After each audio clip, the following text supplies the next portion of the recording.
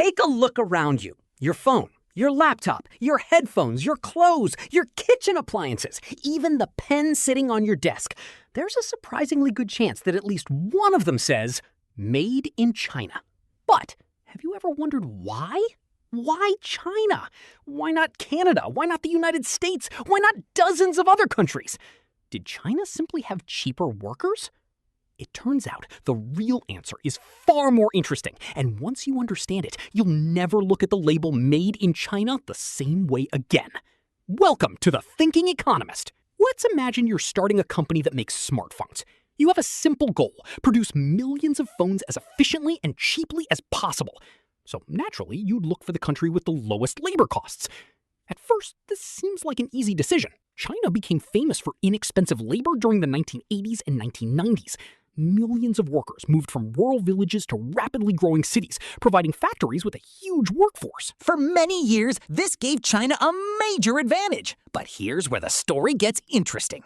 Today, Chinese factory workers earn much more than they did decades ago. In fact, manufacturing wages in China are now much higher than in several other developing countries. So if cheap labor was the only reason, why are so many products still made in China? The answer is because factories don't work alone. Imagine you're building a smartphone.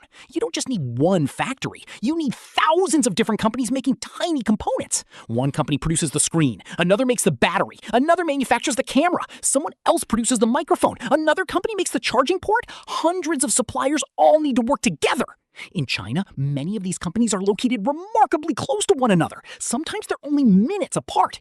That means parts can move from one factory to another incredibly quickly. Less transportation, less waiting, lower costs. Now imagine trying to build that same phone in another country, where suppliers are spread hundreds of kilometers apart, or don't exist at all. Suddenly, every small delay becomes expensive.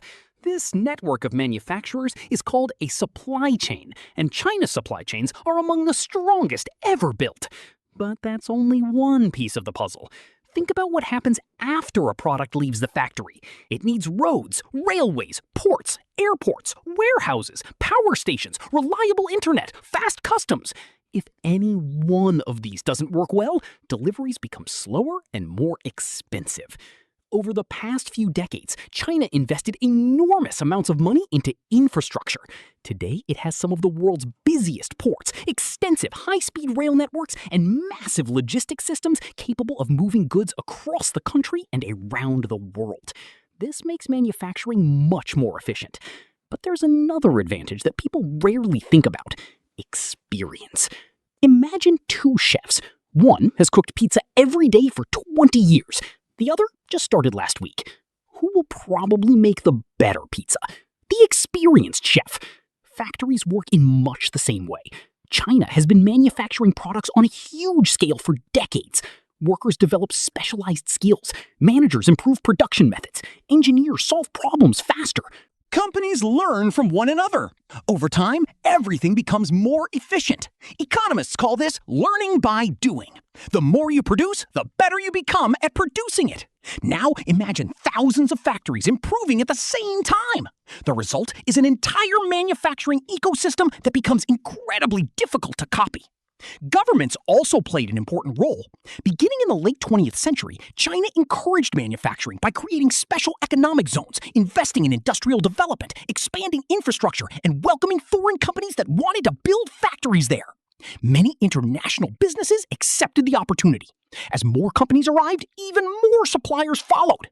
And as more suppliers arrived, even more companies wanted to manufacture there. It became a powerful cycle. Success attracted more success. Economists call this agglomeration.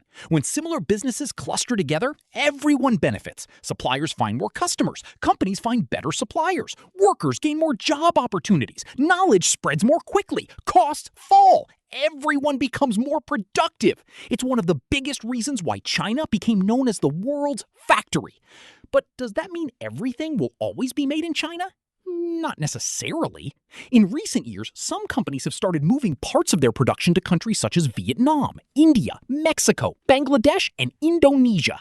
Why? Because wages have increased in China. Trade disputes have encouraged businesses to diversify, and many companies don't want to depend too heavily on a single country. Instead of putting all their factories in one place, they're spreading production across multiple countries. This makes their supply chains more resilient if unexpected events occur.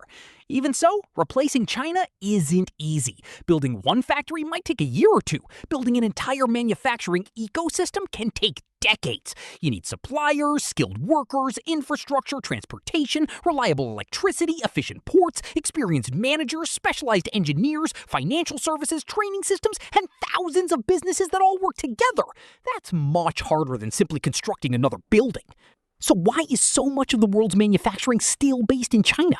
Because China didn't become the world's factory through just one advantage. It combined millions of workers, strong supply chains, world-class infrastructure, decades of manufacturing experience, support of government policies, and one of the largest industrial ecosystems ever created. Each advantage strengthened the others, and together they transformed China into a manufacturing powerhouse.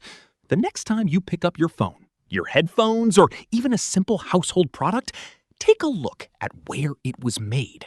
Behind those three words, made in China, lies one of the most remarkable economic transformations in modern history.